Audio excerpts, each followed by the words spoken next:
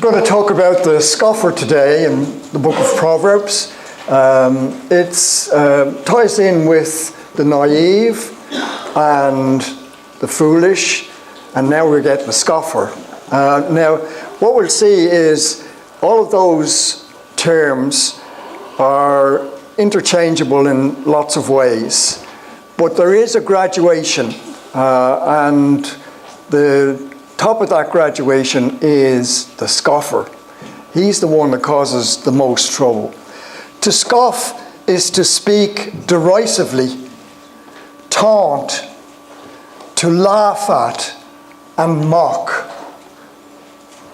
Now, as we have seen already in stage 1, the progression into folly starts with the naive. In stage 2, the choice between wisdom and folly has been made. He who embraces folly becomes a fool, or the fool. Then in stage 3, we are face to face with the scoffer. This is an elevated progression in which the highest scoffer is the worst and most destructive of the three. Let's look at Proverbs 21. Proverbs chapter 21, verse 24.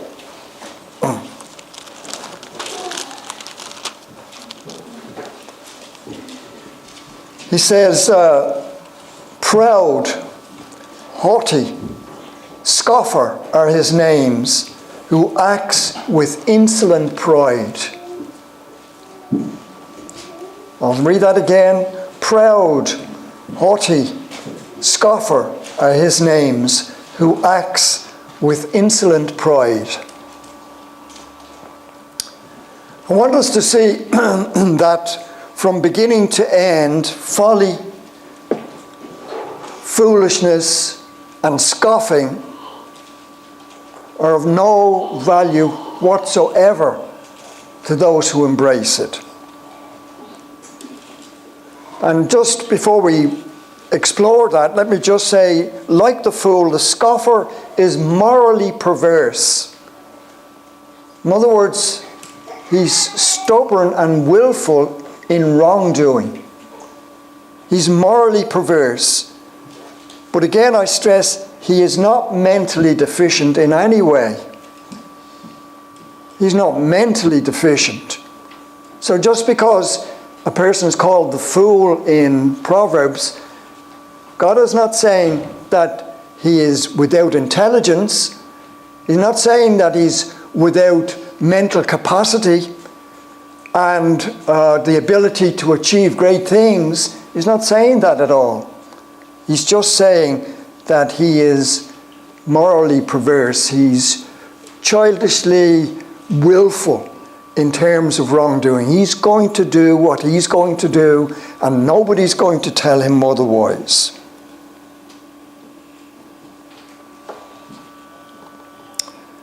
His foolishness in what he wants to do and the way he wants to live. I want us to look at 2 Chronicles chapter 36. 2 Chronicles chapter 36.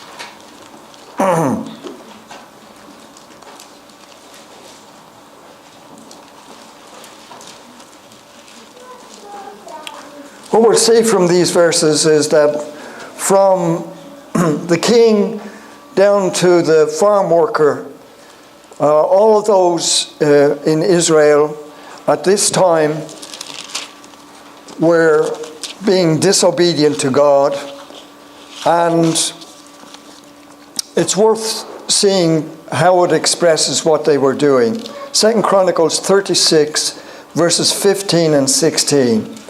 The Lord, the God of their fathers, sent word to them again and again by his messengers, because he had compassion on his people and on his dwelling place.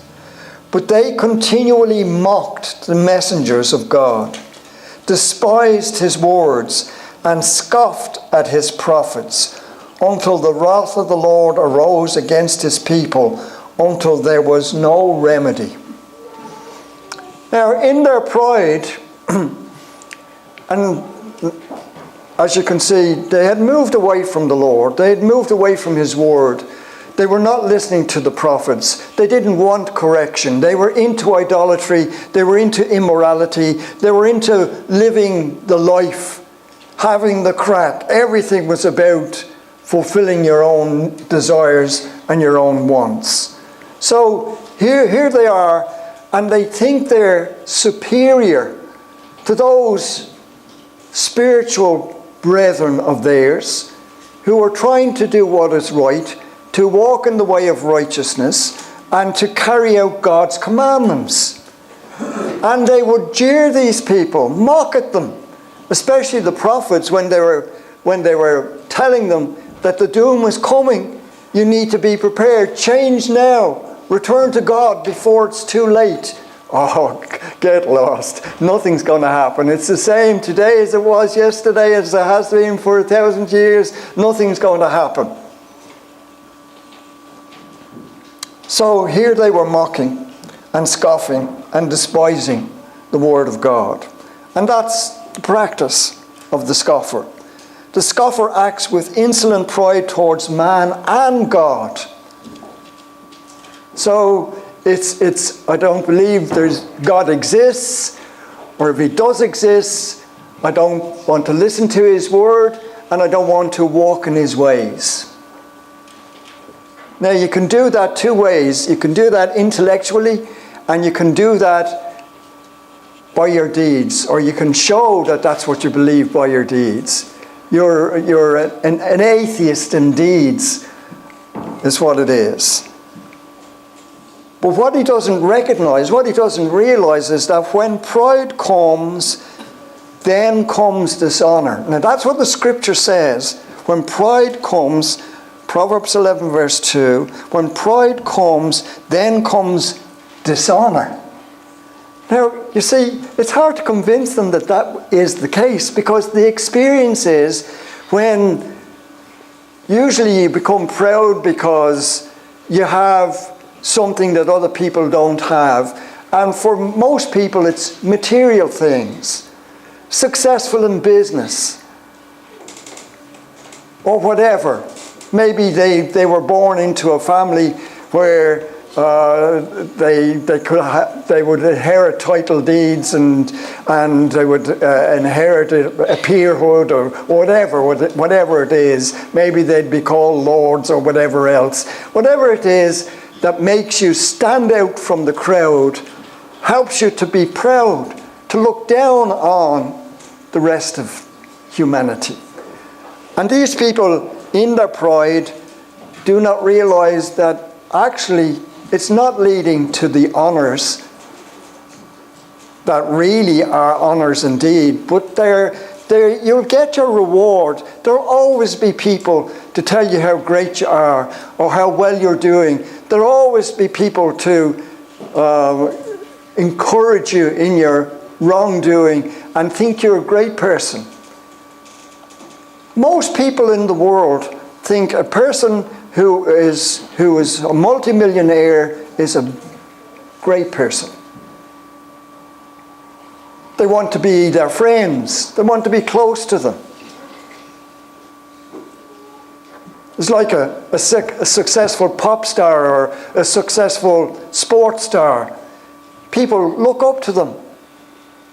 They may even be good looking and strong and be seen as a role model for the young people.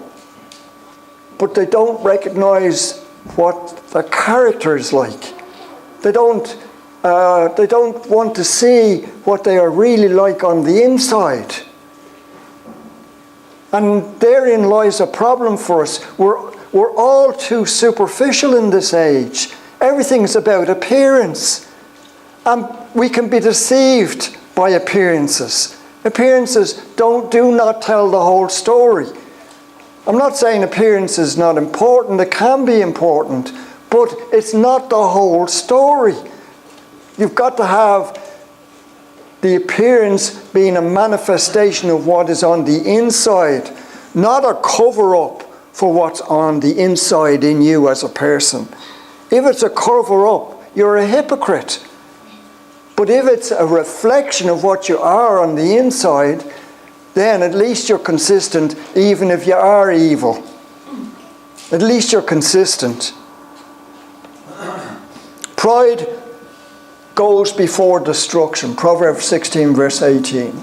And a haughty spirit before stumbling, it says.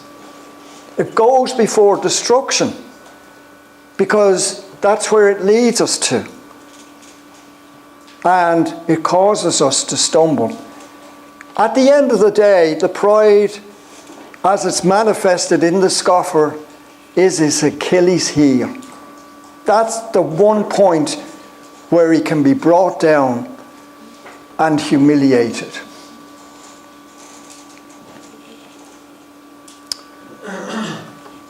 I just want to confirm that this is actually the case. And when you see it lived out, when you see the beginning from the end, it'll help us to grasp it and to accept that this is the truth as it's written in the scriptures. We read in 2 Chronicles 36, the way they were when everything was going their way, when life was sweet, when material things were abundant, when riches were in the possession of so many people, when just everything was just the way people wanted to be. And they were happy indulging themselves as they were doing. But the end result was shocking. Let's look in the book of Lamentations. It's after Jeremiah, Isaiah, Jeremiah, and then Lamentations.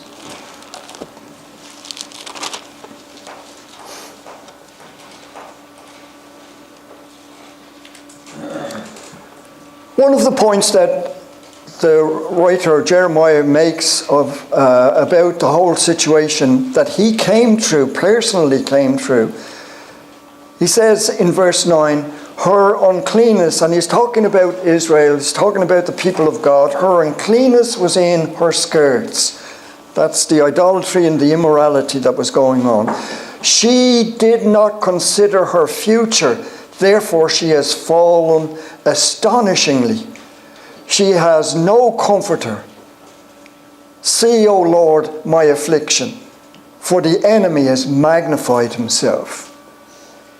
Now he's gone from the heyday of the kings, as it were, into the terrible disaster of the downfall of Israel and of Jerusalem and of the temple, of people being led out in chains around their necks and their hands and their feet as captives into a foreign land where they were treated as the worst of the worst. And it's that which is the end result for... She didn't consider that this would be the case. And it's like that with lessons like this. You're trying to say, look, brethren, let's have a look at what it's like. Right now it might all seem so alluring out there, so terrific to be part of it, so wonderfully fulfilling and enriching. But the end of this is what we need to focus our eyes on. And that's the way of caution, to look to the end of where a thing leads and where it might end up. And certainly it ended up here very badly indeed. If you're still in Lamentations chapter 1, look at verse 20. Now here he expresses the feelings that the conscience has produced now in this captive state. It says, see, O Lord, for I am in distress. My spirit is greatly troubled. My heart is overturned within me, for I have been very rebellious. In the street the sword slays, in the house it is like death, it says.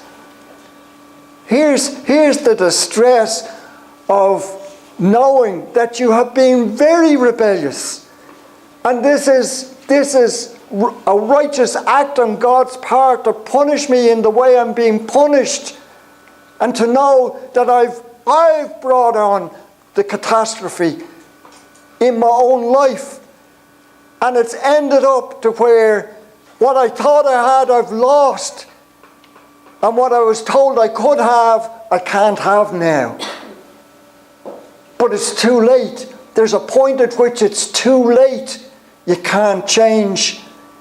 And things are disastrous. Look at chapter 2, verse 5. The Lord has become like an enemy. He has swallowed up Israel. He has swallowed up all its palaces. He has destroyed its strongholds and multiplied in the daughter of Judah. And he has violently treated his tabernacle like a garden booth. He has destroyed his appointed meeting place. The Lord has caused to be forgotten the appointed feast and Sabbath in Zion. He has despised king and priest in the indignation of his anger. The Lord has rejected his altar. He has abandoned his sanctuary. He has delivered into the hand of the enemy the walls of her palaces. They have made a noise in the house of the Lord, as in the day of an appointed feast. But the appointed feast was joy. This was a war cry, a joy for destruction and death and misery and pain. And then that's what they were facing. There's the beginning and all the joyful stuff that goes with it, supposedly. And there's the end of the way of folly, of the way of the scoffer.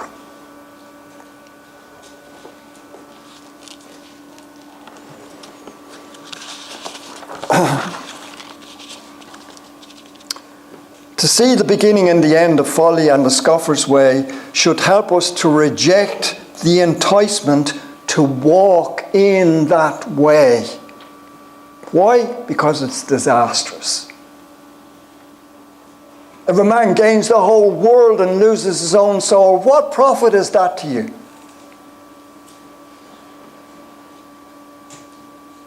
So you were the President of America.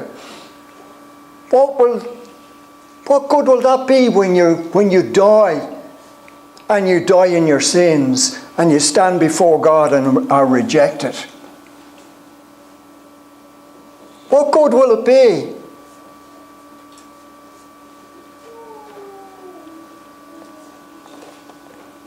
Let's look at some of the things the scoffer hates and lacks and rejects. First thing that he hates is discipline.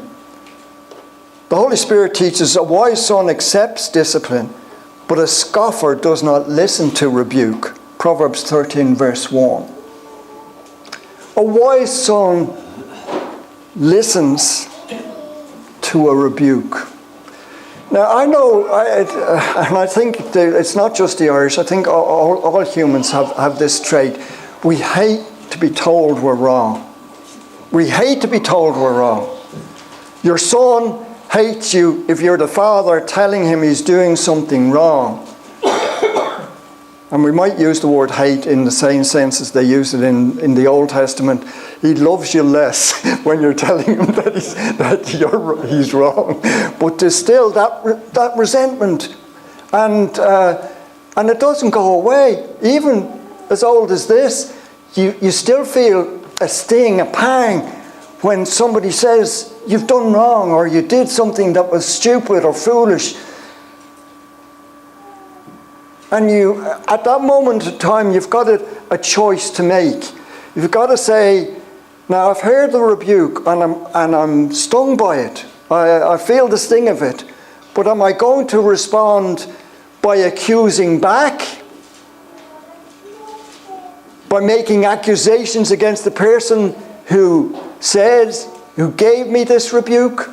Or am I going to say, is there any truth in that rebuke? And if there is, what is a person of truth to do? Well, accept the truth.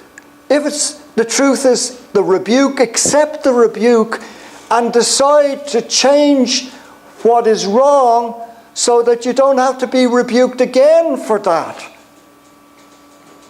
act or word or whatever you've done wrong. That's the process that should go on in us. And that should start at a very early age for us. We should say, look, discipline is just a part of life. It's just has to be a part of life. Otherwise, we'll never learn, we'll never really grow. And in terms of what we need to be doing, it's obvious that we need correction and we need discipline. The naive son who thinks more highly of himself than he ought to think rejects reproof and discipline. And this foolhardiness starts early in life, but it is a trait that has fully matured in the scoffer. A scoffer does not love one who reproves him. He will not go to the wise, according to Proverbs 15, verse 12. He's not going to go to anybody that he thinks will give him the true answer to his questions. He's only going to go to somebody who's going to tell him what he wants to hear. Not interested in the truth. When it comes to talking about religion, they're not interested in hearing somebody else's point of view or examining it to see if they have the truth. All they're interested in is speaking their own mind and telling you what they believe. But they're closed-minded. They're not concerned about anything else. Yet it remains true that whoever loves discipline loves knowledge. But he who hates reproof is stupid. Proverbs 12, verse 1. It's just stupidity for us to reject correction, rebuke, discipline in our lives. We need to embrace it and accept it and say, look, this is part of how I grow. If I knew everything, then it wouldn't need to be. If I do everything or could do everything right, I wouldn't need to be corrected or rebuked. But I need, because I am human and make mistakes, to be told, you've made a mistake. Hopefully the person who's telling me will be considerate and do it in a way that will help me not to get hurt or resentful for what they're saying to me. In truth, the scoffer rejects wisdom and knowledge altogether. The scoffer seeks wisdom and finds none because of his initial rejection of wisdom. Now, there's this seeking of wisdom. It may seem like he's, I'm going to find out about this. I'm going to, make sure that I'm doing the right thing. But he never really gets around to it at all. He has not got the time or the discipline to study and think things out. See, that's the problem. You start badly by you don't want to think things out. You don't want to know. So really any attempt, it's like going for, I'm going on this diet this week. I'm going on another diet next week. Oh, I've tried that one. Yeah, it works. Well, why are you going on another one? Well, I didn't really keep with it, did I? So we're around the place. We're all over the place in terms of that sort of thing, and in terms of discipline and knowledge, wisdom and knowledge, I should say. So even though he's no real understanding, he thinks that his way is right, and in his own eyes, he is right in everything. But of course, that doesn't mean he's right, because the Lord weighs the heart, and at the end of the day, he's the judge of all. Not you, not me, not the scoffer, not the fool, not the naive. It's God who's going to do the judging, and he determines what is right and what is wrong. This whole way of life that the scoffer is leading is a joy to him. It says, folly is joy to him who lacks sense, but a man of understanding walks straight. Proverbs 15:21. Folly is joy to this person. He's having a great life. He's having a great time.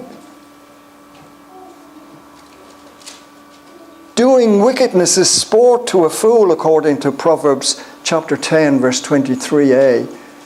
It's sport. Where you play sport to get enjoyment out of what you're doing. And maybe success and maybe fame as well. But this folly, this way of life becomes a sport to them.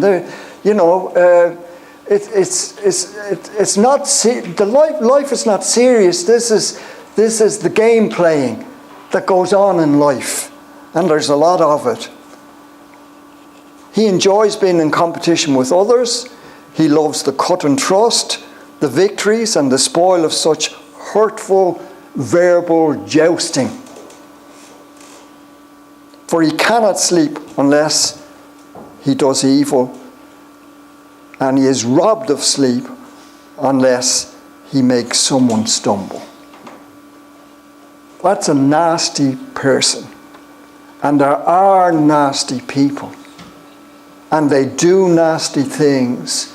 And they are scheming, wheeling and dealing. When you're fast asleep, they're awake, working out how they can best take advantage or how they can hurt. A righteous man has regard for the life of his beast, but the compassion of the wicked is cruel, according to Proverbs 12, verse 10. Now that suggests to me that he doesn't even know when he's been cruel to an animal, let alone a human. So these people have no real compassion in their heart. They don't feel for anybody but themselves. But even with all of that, wisdom is still patiently appealing to the foolish. How long, O naive one, will you love simplicity? And scoffers delight themselves in scoffing, and fools hate knowledge. How long is it going to go on? How long before your eyes are open, before you see what is really happening in this life? Before you understand that by God's will this world was created, and we were created for God's will, to do God's will. And that's our purpose here. The Christian understands that that's our purpose here. Now, he may be doing God's will very imperfectly, but he's trying to do God's will. These people have no regard for what God wants. And they're not trying in any way, shape or form to do God's will.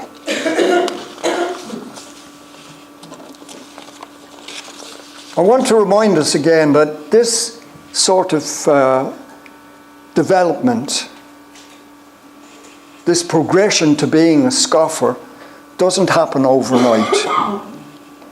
The scoffer was probably one time naive.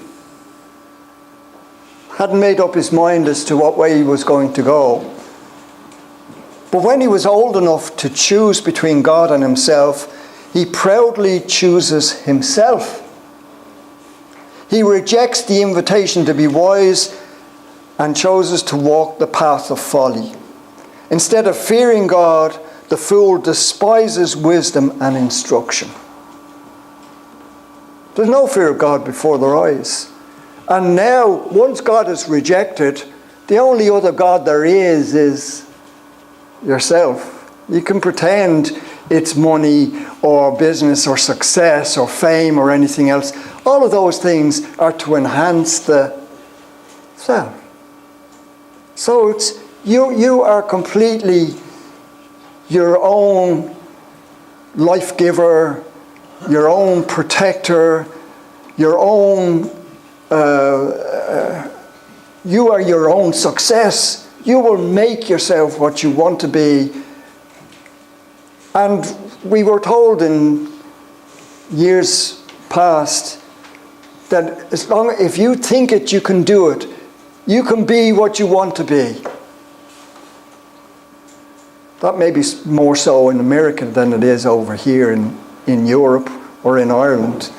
We're dealing more with reality. we can't be what we want to be. And most of us are not on the top of the pile. Most of us are just scraping a living. Eking a living out of the earth, so to speak. So, from this starting point, once he's made the choice to exclude God and to make himself out to be God, from this starting point onwards, he refuses to formulate his views on objective facts. And this is very important. They don't want the facts. You're just confusing them with the facts. But we need to know what the facts are. What is the reality? What am I really dealing with here? He chooses not to know. And sometimes we Christians choose not to know, as if that was going to change anything. We're choosing not to know because we don't want to have to do what's right. But we need to know so that we can do what's right. So he refuses to formulate his view on objective facts, but on his own limited experience, on what his peers are saying and doing, on the popular cultural trends in his own generation, on what the intellectuals are saying, on his own fleshly needs, lusts and wants. That's the only place he can go when you reject God. That's the only place you can go.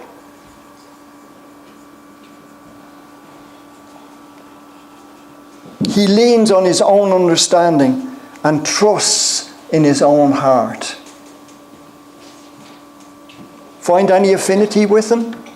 Leaning on your own understanding, trusting in your own heart? When anyone takes the way of foolishness, it will lead him into the following lifestyle.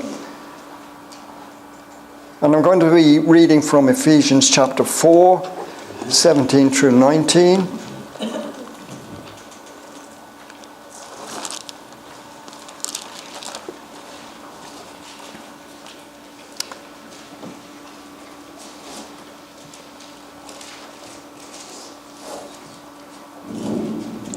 I'm just going to start in the middle of verse 17. The Gentiles also walk in the futility of their mind. In other words, you've got a huge amount of company out there when you decide to walk according to your own understanding. The Gentiles also walk in the futility of their mind, he says, being darkened in their understanding, excluded from the life of God because of the ignorance that is in them, because of the hardness of their heart. And they, having become callous, have given themselves over to sensuality for the practice of every kind of impurity with greediness. He has to tell the Christians, you didn't learn Christ in this way. But that's the way of the world. That is the way of the world. And once you reject God, that is the only way you can go. That's the only way you can go. In 2 Timothy chapter 3, 2 to 5, I'm adding this on to what we've already said. It says, for men will be lovers of self, lovers of money. Listen to these statements. Listen to these descriptions. Men will be lovers of self, lovers of money, boastful, arrogant, revilers, disobedient to parents, ungrateful, unholy, unloving, irreconcilable, malicious gossips, without self-control, brutal, haters of good, treacherous, reckless, conceited, lovers of pleasure rather than lovers of God. And we wonder why our society is in a terrible state. Why all these bad things are happening. It's getting worse. It's getting worse, we keep saying. No, it's not getting any worse. It's always been this bad. You're just learning more of the terrible things that these people are doing in their selfishness and self-centeredness and selfish ambition.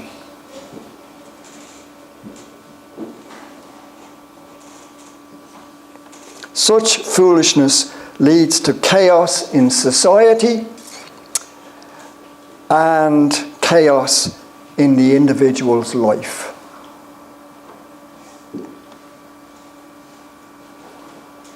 But you say, oh, Steve, my life's not chaotic.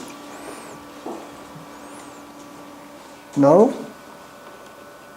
Okay, that's fine. You're not finished yet. You might have a long way to go. Let's see what happens.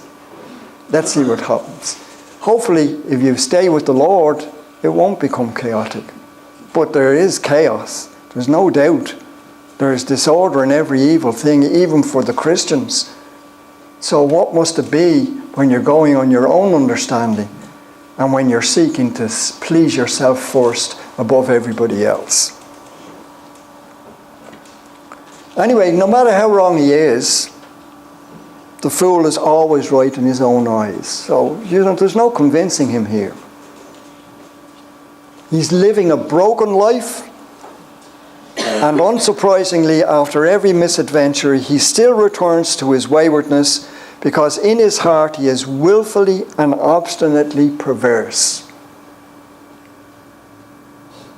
The foolishness of man subverts his way, and his heart rages against the Lord. They get all these setbacks, and they don't know where it come from. So it's always somebody else's fault. It never has to do with anything that they're doing or not doing, for that matter. It's always somebody else's fault. But when things really go bad, who are they cursing? God. God wouldn't allow, if there was a God in heaven, he wouldn't allow this to happen to us. Well, what if we were to tell him, you've brought it all on yourself? Well, that's not true. That's not true. Sorry, it is the truth. You choose not to walk in the way of wisdom, and therefore you've brought it on yourself. But he rages against the Lord. He really is resentful towards God for letting these bad things happen in his life. But he's actually a troublemaker. The fool's lips bring strife, and his mouth calls for blows.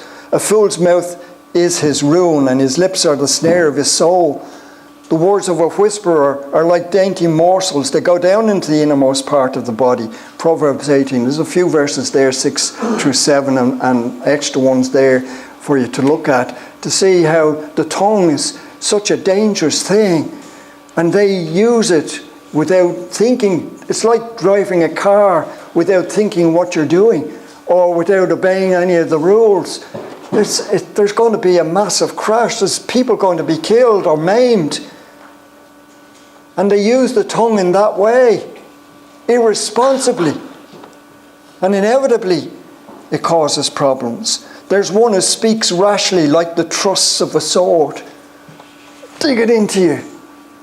They want to hurt you. They don't want to correct you. They want to hurt you and maim you and put you down and destroy you. The soul of the wicked desires evil. His neighbour finds no favour in his sight. Proverbs 21:10. They can't even live beside people and allow these people to live a decent life. They want to somehow or other corrupt it, or somehow or other destroy it. He who sows iniquity will reap vanity, and the rod of his fury will perish. The integrity of the upright will guide them, but the falseness of the treacherous will destroy them. Proverbs 11 verse 3. And we always think, they've got an easy life. Lord, why do the wicked prosper? Why is everything going well for them? But these people are treacherous. And the way of the treacherous is hard.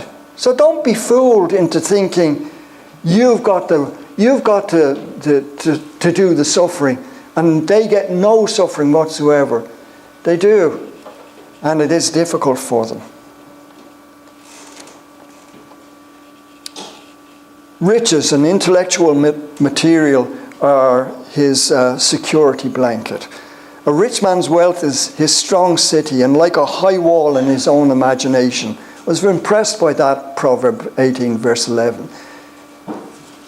Once you have material wealth, you feel you're secure. The farmer, remember him? I've got goods laid up for many years to come. He wanted to eat, drink, and to be merry. He was secure for the future. He had everything he needed to face the future materially. But his soul was required of him that night. He didn't get to enjoy any of it. That's how foolish people are.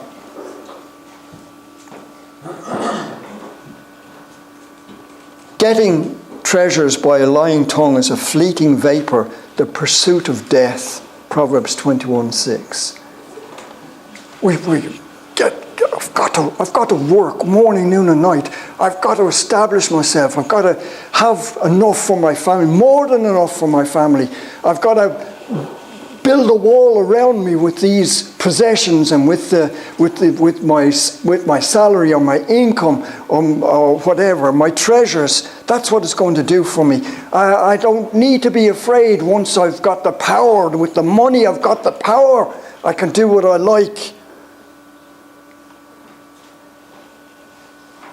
And in order to get that power, to feel that security, wealth obtained by fraud dwindles, but the one who gathers by labour increases it. He wants us to work. Of course he wants us to work. Of course he wants us to provide for our own family. He even wants you to have some luxuries. But he doesn't want you to get carried away by the whole business and give your whole life to working rather than to God.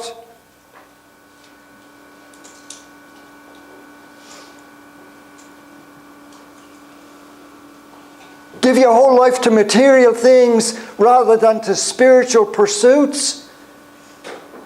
When we haven't got enough time even to open our Bible, to read it and to think about it and to pray about it, we're in bad shape. There are other things to life besides work. And we need to get it in perspective. And we need to decide what our priorities are. Is it God or is it material things? Is it a big salary or is it the church?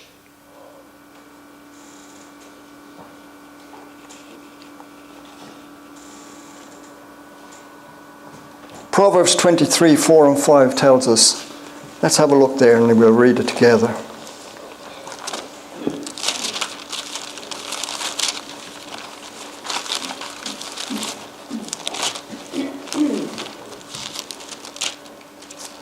Proverbs 23, 4 and 5. Do not weary yourself to gain wealth. Cease from your consideration of it.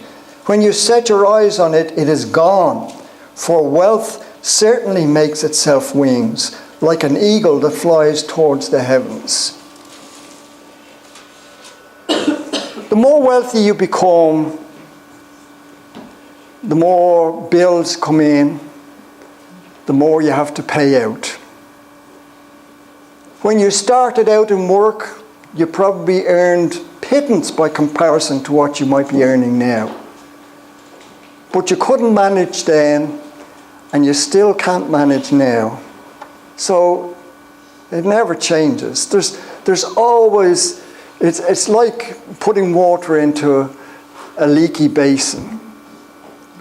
There's always water escaping. And the basin is only full for a short while, and then it goes down again, and you have to pour more in, and you have to pour more in.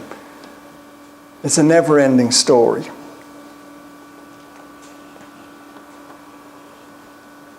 We need to understand our security is not material things, it's God.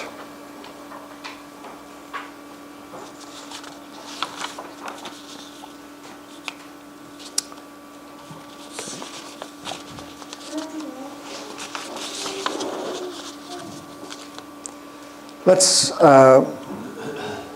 just say the scoffer rejects God's way.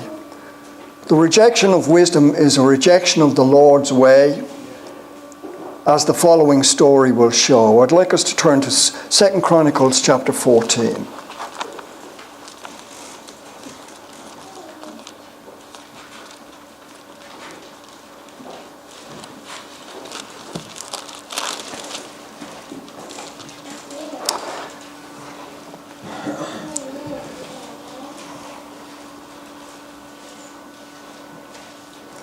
In chapter 14, we read of King Asa. He's a good king, especially in the early part of his reign. He trusted God, and when Judah was threatened, he called on the Lord's help. Verses 11 and 12. Asa called to the Lord his God and said, Lord, there is no one besides you to help in the battle between the powerful and those who have no strength. So help us, O Lord our God, for we trust in you, and in your name have come against this multitude, O Lord. You are our God. Let not man prevail against you. Beautiful prayer. The sentiments are absolutely excellent and right and true. And he's saying, look, I know, God, there's no chance of us ever defeating a multitude like that are coming against us. So we need your help. And the Lord gave them the help and delivered them. But later on in his life, there was another king of Israel, Baasha, and he came against him. And for some reason or other, he obviously, over that period of time, had grown proud and self-indulgent and less spiritual than he was in the beginning. Because what he does now is contrary to everything he did when the Lubim, I think they were called, came against him in the first place. He appeals to the king of Aram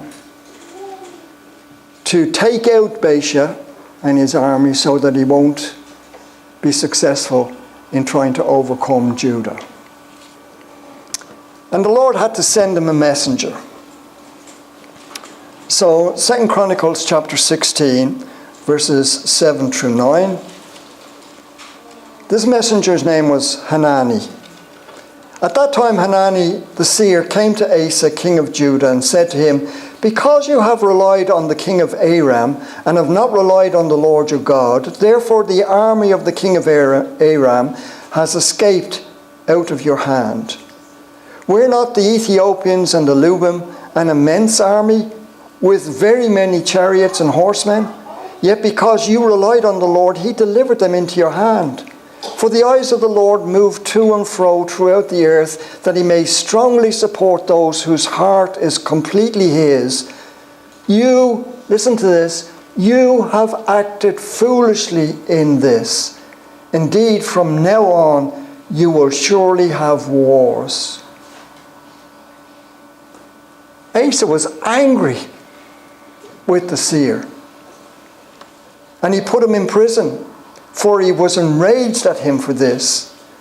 And Asa oppressed some of the people at the same time. These must have been the people who agreed with the seer, the people who were godly and were saying, put your trust in God, don't put your trust in the king of Aram. But he didn't listen. Now, what this tells me is that a person is acting foolishly when he turns from God's word to act according to his own thoughts, or when in pride he acts in keeping with the ways of the world. That's the lesson I get out of that. And Christians can act foolishly. Something crops up and they're trying to work it out as to how they're going to sort it out. They never ask, what does the Bible say about this? They never come to another Christian and say, look, I've got this problem, it's messing my head up, and I'm not sorting it out. What do you think? Is there anything that you know from the scriptures that might help me? If I don't know from the scriptures, is there anything that might help me here to sort this one out?